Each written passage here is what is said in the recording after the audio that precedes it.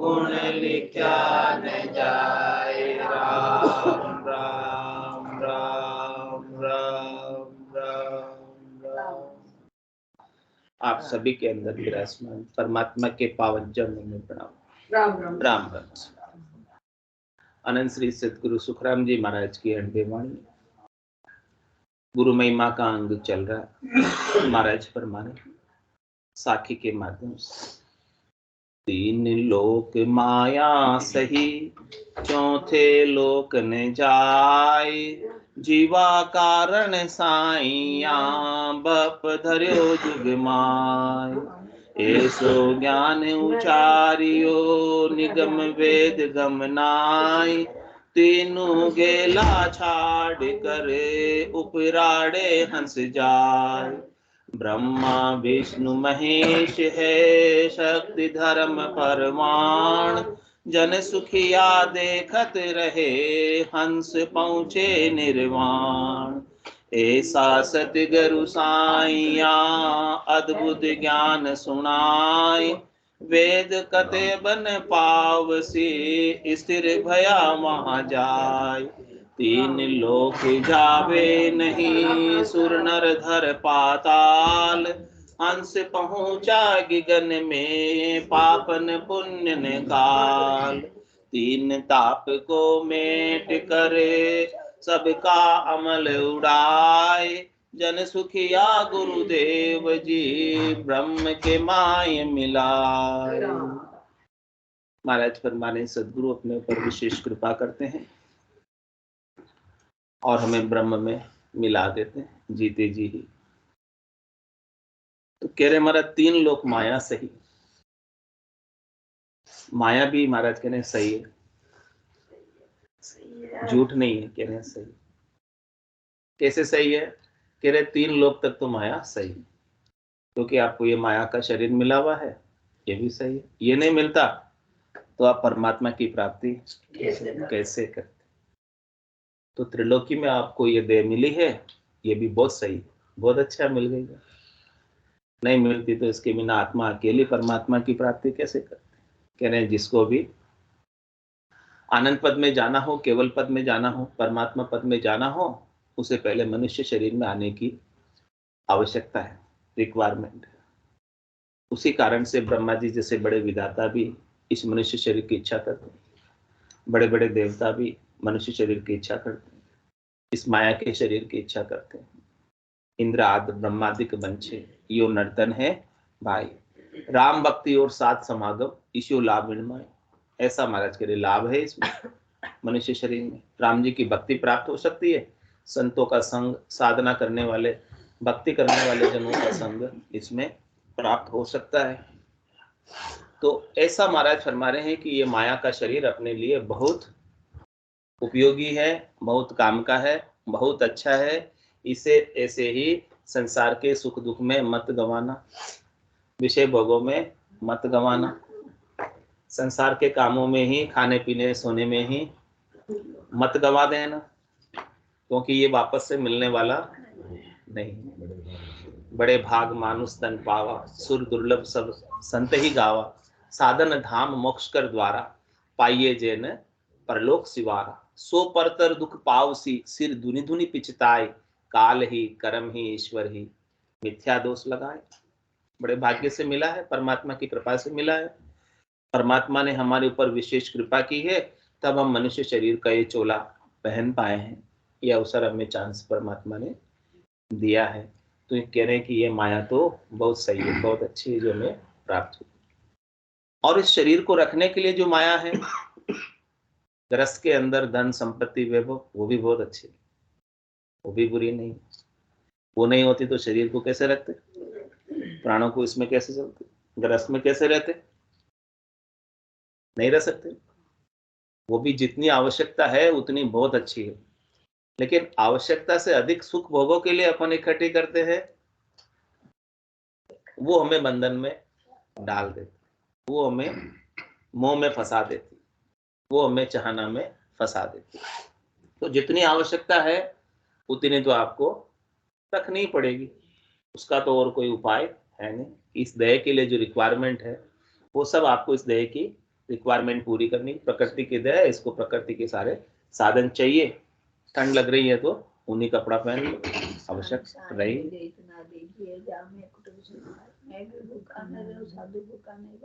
क्या कह रहे हैं, साईं इतना दीजिए जाम में कुटुंब समाए, मैं भी भूखा न रहूं और साधु न भूखा जाए।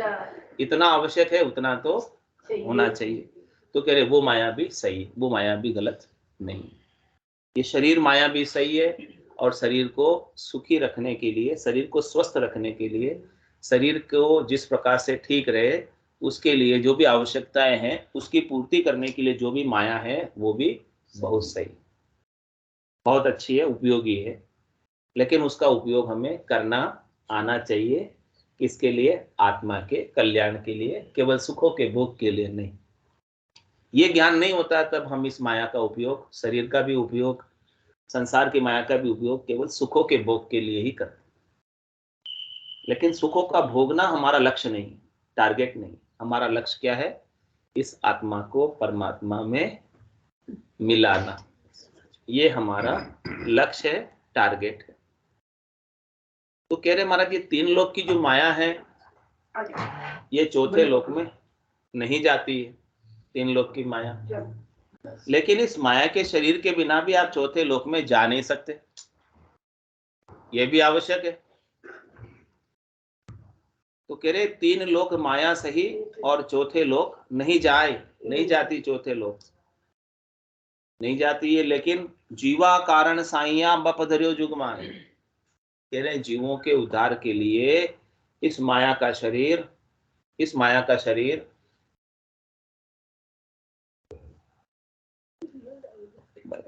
इन माया का शरीर संतों ने, सदगुरु ने, केवली भगवंतों ने धरा। उनको तो धरने की आवश्यकता भी नहीं थी, लेकिन क्यों धरा? अपने जैसे जीवों के उद्धार के लिए, अपने जैसे जीवों के कल्याण के लिए, अपने जैसे जीवों को आनंद प्राप्ति कराने के लिए, ज्ञान प्राप्त कराने के लिए, परम पद प्राप्त कराने के लिए इस संसार में वो शरीर धरकर, नित्य अवतार धरकर अवतरित हुए। और उन्होंने हमें ऐसा ज्ञान बख्शिश किया। कैसा ज्ञान बताया? ऐसो ज्ञान उचारियो, उच्चारण करके बताया, अपने अणबे की वाणी के द्वारा बोलकर बताया। अगम देश की बात बताई। अगम देश की बात कौन बता सकते हैं? जिनको दोनों भाषा आती, दो भाषो नर जब चलावे, आप समझ ओरा समझा। दो भाषा को जानने वाला कोई आता है तो खुद भी समझता है और दूसरों को भी समझा देता है। दो भाषा नहीं जानता हो उस देश की और इस देश की तो खुद भी नहीं समझ पाता और दूसरों को भी नहीं समझा पाता।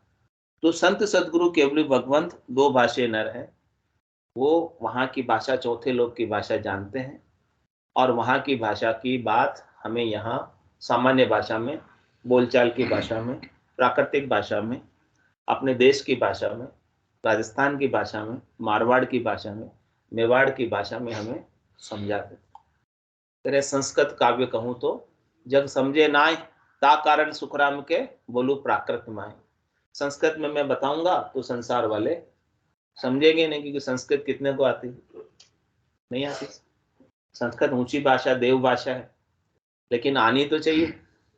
आते ही नहीं तो कैसे समझेंगे ज्ञान को?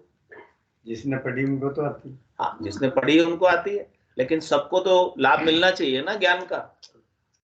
ज्ञान का लाभ सबको मिलना चाहिए, जिनको भाषा नहीं आती उनको भी मिलना चाहिए। तो महाराज कह रहे हैं कि उनको जो है सामान्य बोलचाल की भाषा में ज्ञान समझा देते हैं। और ये जो कुएं का जल था उसे सरिता का जल बना दिया, तो सबके लिए सुलभ हो गया।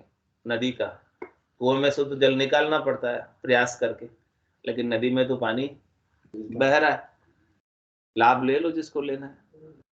तो ऐसा ज्ञान उच्चारियो, ऐसा ज्ञान हमें उच्चारण करके बताया कि निगम वेद गमनाए। कह रहे महाराज जिसकी गम, जिसकी जानकारी, जिसका भेद 4 वेद, 6 शास्त्र, 9 व्याकरण, 18 पुराण में भी नहीं है, वैसी अद्भुत विलक्षण बात जो लिखने में नहीं आती है, बोलने में नहीं आती है, सुनने में नहीं आती, समझने में नहीं आती है, वो बात हमें बताती। ऐसा भेद हमें तत्व का ज्ञान का हमें बख्शिश कर दिया। अनिर्वचनीय बात जो वचनों में कहने में नहीं आती, अतुलनीय बात जो तोल में नहीं आती, मोल में नहीं आती है, वो बात हमें सदगुरु ने बताई। राम कागदा ऊपर मंडे नहीं, मुख और जीभ पर आवे नहीं। रूप देख देखण के माही, दिष्ट मुष्ट में आवे नहीं। जो दृष्टि में नहीं आता, इन आंखों से नहीं दिखता है, जो 52 अक्षरों से बाहर है, 52 गादी ऊपरे पुरुष फिरे कौ एक। ओ सुख को सागर फरेस तो आवे पुरबला लेख, आवे पुरबला लेख जना को ले जावे। बड़ो पुरुष तब तेज बाट अटकन नहीं पावे। सुखराम काट फंद जीव का, तारे हंस अनेक, 52 गादी ऊपरे पुरुष फिरे कौ एक। ये 52 अक्षरों से बाहर का ज्ञान है। जो 52 अक्षर के स्वर व्यंजन मात्राएं सब है, उसके अंदर नहीं आता लिखने में। तो वेदों में, पुराण में, शास्त्र में क्या क्या बातें लिखी है जो 52 अक्षरों में लिखने में आती है, वही तो लिख सकते हैं, उसी को बांट सकते हैं, उसी को सुना सकते हैं। लेकिन जो बात लिखने में नहीं आती, बांचने में नहीं आती, सुनने में नहीं आती, उसे कौन बताएगा? उसे संत सदगुरु केवली भगवंत बताते हैं। उनका अनुभव है, प्रैक्टिकल एक्सपीरियंस है। वो प्रैक्टिकल एक्सपीरियंस जो उन्होंने किया है, वो प्रैक्टिकल एक्सपीरियंस अपने को बताते हैं। और जैसा प्रैक्टिकल एक्सपीरियंस उन्होंने गटपड़चों का किया है, वैसा ही प्रैक्टिकल एक्सपीरियंस अपने को भी गटपड़चों का होने लगता है। तो ये प्रैक्टिकल एक्सपीरियंस वाली बात कहीं लिखी हुई नहीं है, वो अपने को स्वयं को अनुभव करना है। कह रहे आसन हमारा गिगन मंडल में, रहूं जगत के माही, मेरे को मेरा जन जाने, ओरा को गम नहीं। दूसरे नहीं जानते। जिसने मेरे ज्ञान को धारण किया है, जिसने भजन किया है, साधना की है प्रैक्टिकल रूप में, जिसने रचना की है राम जी के नाम की सदगुरु विधि से, श्वास और उच्छ्वास में रचना और कागल्य के साथ प्रकार और मकार का सतत रूप से, अनवरत रूप से उच्चारण किया है, वो इस बात को जानते हैं कि ऐसा अनुभव प्रैक्टिकल रूप में घट के भीतर होता है। नाद अनद नाद, जिंग सोहंग अगम की धुनी स्वतः ऑटोमेटिक खुलती है। ऐसी बात सदगुरुदेव हमें बताते हैं। और कि जो इस बात को जान लेता है, जो इस बात को समझ लेता है, महाराज कह रहे तीनों गेला छाड़कर उपराड़े हंस जाए। वो तीनों रास्तों को छोड़कर ऊपर निकल जाता है। अब 3 रास्ते कौन से हैं? ये त्रिलोकी का रास्ता, जिसमें बार बार आना जाना है। स्वर्ग मद पाताल, इसमें इनमें रास्ते में तो सब जा रहे हैं। कभी कोई पुण्य करता है, अच्छा काम करता है, भलाई का कार्य करता है, सेवा का कार्य करता है, उपकार का कार्य करता है, उसकी पुण्य से वो स्वर्ग पहुंच जाता है, स्वर्ग के सुख प्राप्त हो जाते हैं। और कोई बुरा कार्य करता है, पाप करता है, सिन करता है, खोटे कर्म करता है, तो हमारे उसे नरक की प्राप्ति हो जाती है।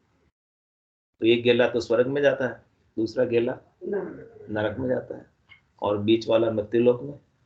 ये तो बहुत अधिक पुण्य स्वर्ग में जाके भोगे जाते हैं, बहुत अधिक पाप नरक में जाके भोगे जाते हैं, और जो छुटपुट रह जाते हैं वो मृत्युलोक में भोगते हैं। यानी अत्यधिक के लिए अत्यधिक ऊपर के लोकों में, अत्यधिक पापों के लिए नीचे के लोकों में, और जो थोड़े बहुत हैं उनको यहाँ हम भोग रहे हैं। अत्यधिक थे वो तो भोग के आए ऊपर और नीचे, थोड़े बहुत जो भोगने के लिए रह गए बच गए, उसको यहाँ भोग रहे हैं। ये तीनों रास्ते तो 84 लाख जीवाणु के लिए बने ही हुए हैं। इस 84 के बंध में सब भटक ही रहे हैं। 3 लोक का फेरा हुई, गाड़ी बेल फिरे जो सोई। 4 वेद की त्रिगुण माया, लख 84 जीव बंधाए। 84 लाख जीव इस त्रिगुणात्मक माया में, रज व सत और तम, इस त्रिगुणात्मक माया में बंधे हुए हैं। रजोगुण से इनकी उत्पत्ति होती है, और सतोगुण से इनका प्रतिपाल होता है, और तमोगुण से इनका संहार होता है। इस प्रकार से ये रिसाइकिल चलता रहता है। ये साइकिल पूरी बनी हुई है। पुनरपि जन्नम पुनरपि मरणम पुनरपि जननी जठरा शयनम, ये बार बार चक्र इस चक्र में बार बार आते और जाते रहते हैं। तो महाराज कह रहे कि जो रज्व सत्व और तम का तीनों गेले हैं, इस त्रिलोकी का, स्वर्ग मत पाताल का, ये तीनों गेले हैं, इन तीनों गेलों से ऊपर उठ जाता है। क्योंकि तीन लोक भवन चतुर्दश एक काल को ग्रासा, सदगुरु मेहर बिना नहीं छूटे, जन्म मरण भव त्रासा। कह रहे 3 लोक और 14 भवन, इसके अंदर 7 ऊपर के भवन, 7 नीचे के भवन में निवास करने वाले प्राणी सब काल का ग्रास, सब काल के आहार है, सब काल का निवेला है, सब काल के कुएं, सबको काल के मुख में जाना।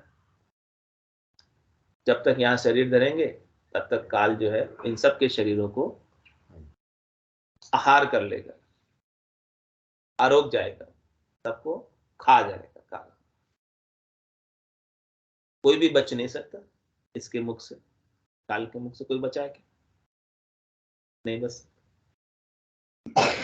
सब शरीरों का आहार कर रहा है, और वो तो शरीरों को छोड़ो, एक एक श्वास का भी आहार कर रहा है। जो श्वास आप अंदर लेते हो वो तो आपकी, तो जो श्वास आप बाहर छोड़ते हो वो किसके पास जाती है, किसके मुख में जाती है? काल के मुख में जाती है। तो अंदर की श्वास में आप राम राम करते हो, वो आपका है, उल्टा उसकी वैल्यू। बाहर में तो सबको ही बोल लेते हैं राम राम, लेकिन अंदर श्वास लेते हुए उस सांस की वैल्यू, एक एक श्वास को काल खा। कह रहे महाराज काल चिड़िया सब फल खाया, खाली खेत रह जाएगा, पछताएगा पछताएगा, गया समय नहीं। ये समय बीता जा रहा है, ये काल रूपी चिड़िया इस नर्तन रूपी खेत के अंदर श्वासा रूपी फल जो है आपके पास, उसको खाए जा रही है। एक एक श्वास किसके मुख में जा रही है? काल के मुख में, और एक एक श्वास कम पड़ती जा रही है। और ऐसे 21,600 फल 24 घंटे में काल खा जाता, और उसका आप उपयोग नहीं कर पाते। जो कल का दिन बीत गया तो कल के 21,600 फल कौन खा गया? काल खा गया। और आज का भी बीत रहा है, तो सारे श्वासें, सारे फल में काल के मुख में जा रही है। तो करे राम भजन बिन श्वासा जावे, सो सब रेत मिलाई, मन रे सिमिर सिमिर हलसाई, मन रे सिमिर सिमिर हलसाई। तो कह रहे हैं कि काल के मुख से बाहर निकाल देते हैं कौन? सदगुरु। काल खा रहा है, मुख से पकड़कर बाहर निकाल देते हैं, उसके मुख से बाहर बचा लेते हैं। तो इन तीनों गेलों के जो रास्ते हैं, स्वर्ग मत पाताल के, रज्व सत्व और तम के, इन सब से ऊपर उठा देते हैं, गुणातीत कर देते हैं, इस त्रिगुणात्मक माया से हमें परे कर देते हैं। और जो गुणातीत एक बार हो गए, वापस वो गुणों में नहीं आएंगे। गुण गुणों में बरतते हैं, जब तक गुणों में रहते हो, गुणों से सुख लेते हो, तब तक वापस गुणों में आ जाते हैं।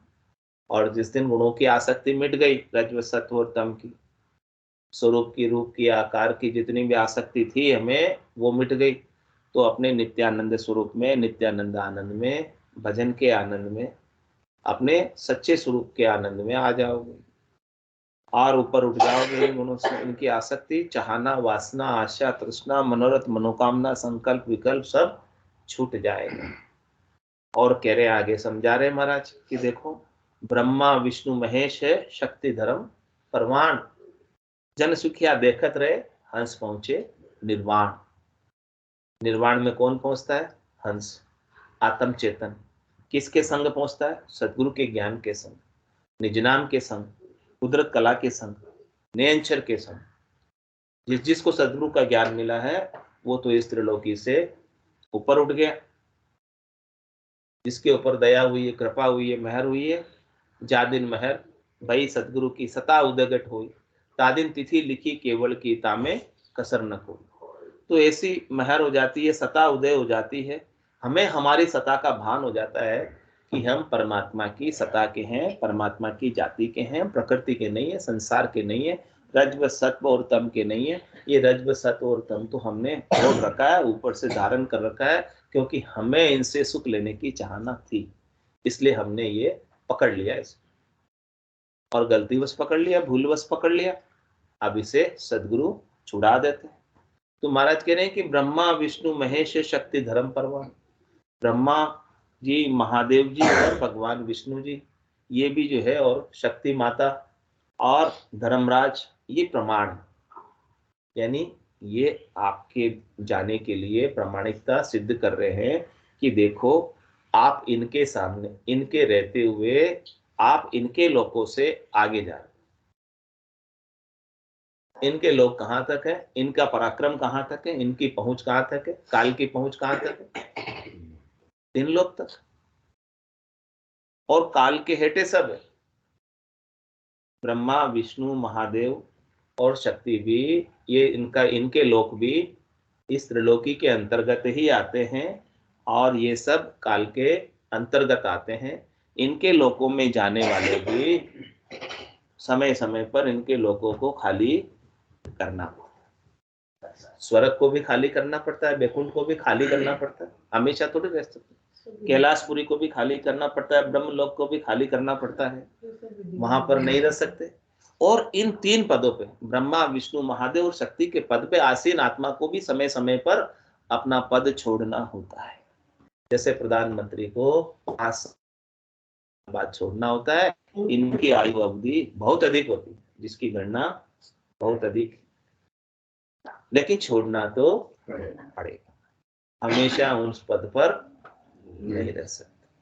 तो महाराज कह रहे हैं कि ऐसी स्थिति में इनकी, ये देखते हैं हमें, ये साक्षी, ये प्रमाण है, इनकी साक्षी में, इनके प्रमाण में संत वृत्ति आत्मा, हंसवती आत्मा, जिसने सद्गुरु का ज्ञान धारण किया है, तो इन लोकों का अतिक्रमण करते हुए, ऊपर के 7 लोकों का अतिक्रमण करते हुए, भूर भुव स्व जन सत तप महर, ऊपर के जितने भी लोक हैं, उन सब लोगों का अतिक्रमण करते हुए आगे बढ़ते हुए काल के सिर पर पांव रखकर परम पद आनंद पद में जाती। अब काल उनका कुछ बिगाड़ नहीं सकता, क्योंकि उसके एरिया से, उसके जुरिडिक्शन से, उसके क्षेत्राधिकार से बाहर हो, और भजन के माध्यम से उसके सारे कर्म कट गए। भजन की अग्नि में संचित क्रियमान प्रारब्ध सब कर्मों को जला दिया और निज स्वरूप को पा लिया। जो निज स्वरूप को पाते हैं वही आगे जा पाते हैं। जिसने अपने सारे कर्मों को काटा है, के शुक्राम शरणर तेरी, ऐसी मोई बताई, भजन किया सो कर्म कटेला, कटे पलक की। ऐसे भजन की अग्नि में जलकर सारे कर्म कट गए, तो फिर काल भी, धर्मराज भी उन्हें नो ड्यू सर्टिफिकेट, एनओसी दे देता है। और क्या कहता है, धर्मराय लेखन धर्मेली पाप पुण्य खत फाड़, वो सब फाड़ देते। तो फिर वो भी कहता है जाओ। वो फिर पकड़ के नहीं रखता।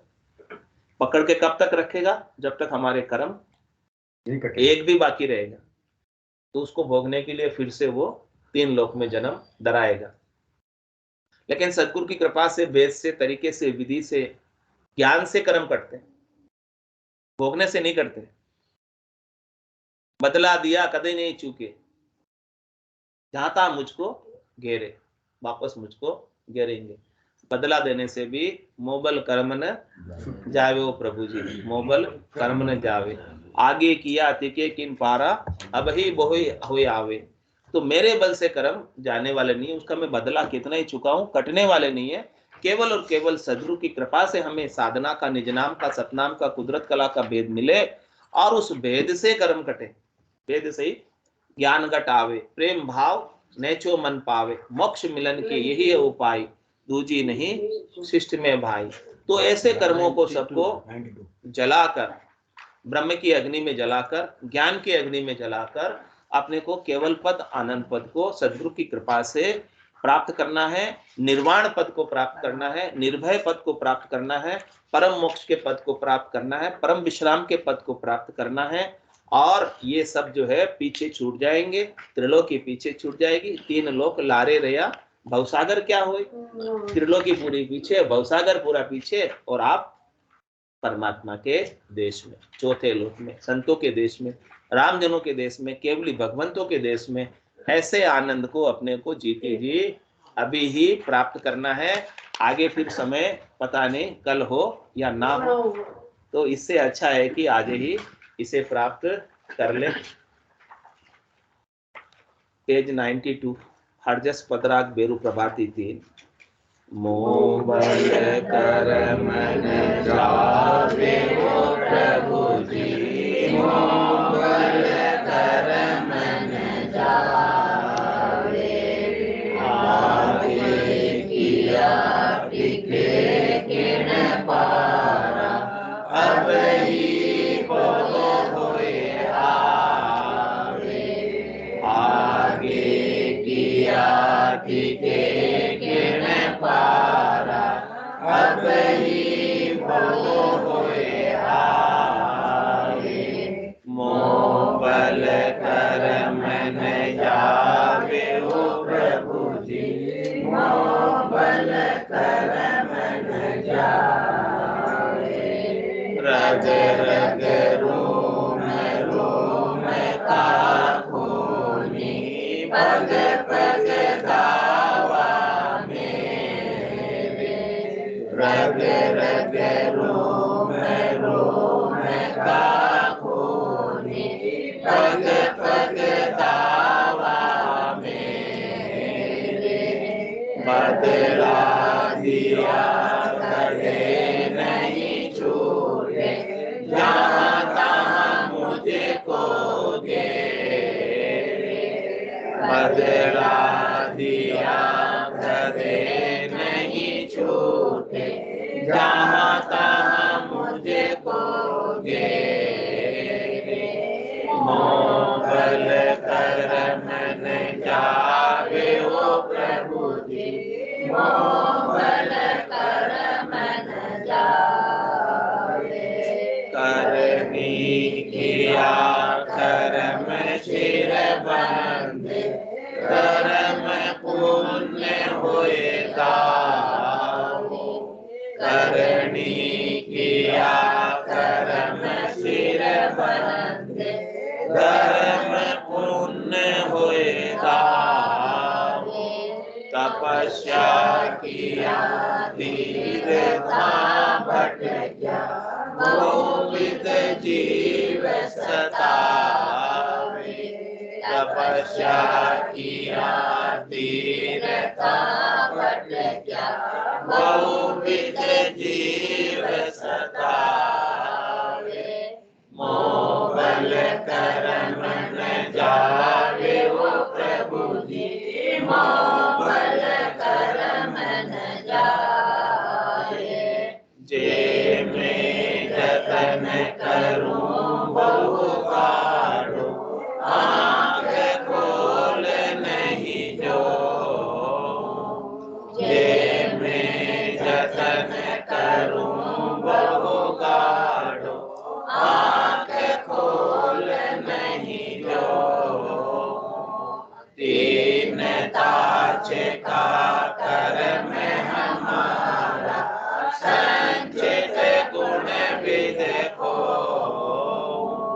तीन ताछ का कर्म हमारा, संचित गुण विद को, मोह बल कर मन जावे ओ प्रभु जी, मोह बल कर मन जावे, जो जो ऊट उपाय करीजे, जीवन रे सब माही, जो जो ऊट उपाय करीजे, जीव मरे सब माही, जे मुकत हुए बदला दिया, वो सपने कदे न जाई, जे मुकत हुए बदला दिया, वो सपने कदे न जाई, मोह बल कर मन जावे ओ प्रभु जी, मोह बल कर मन जावे, जय सुख राम शरण हर तेरी, ऐसी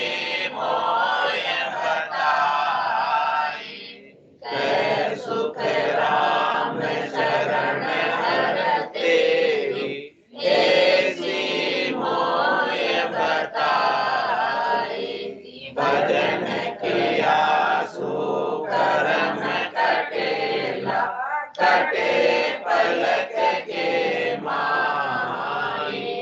भजन किया सो कर्म कटेला, कटे पलक के माई। मोह बल कर्म न जावे ओ प्रभु जी, मोह बल कर्म न जावे। आगे किया तिखे किन पारा, अब ही मोह हुए आवे। आगे किया तिखे किन पारा, अब ही मोह हुए आवे। मोह बल कर्म न जावे ओ प्रभु जी, मोह बल कर्म न जावे। बोलो राम सतगुरु देव जी महाराज ने धन्य हो, धन्य हो। परम दयाल सतगुरु सुखराम जी महाराज ने धन्य हो, धन्य हो। अनंत श्री सतगुरु सुखराम जी महाराज के ज्ञान सत्स्वरूप भगवान ने धन्य हो, धन्य हो। केवली भगवंता ने धन्य हो, धन्य हो। जीवा कारण जहाज ने धन्य हो, धन्य हो। मोक्ष के मालिका ने धन्य हो, धन्य हो।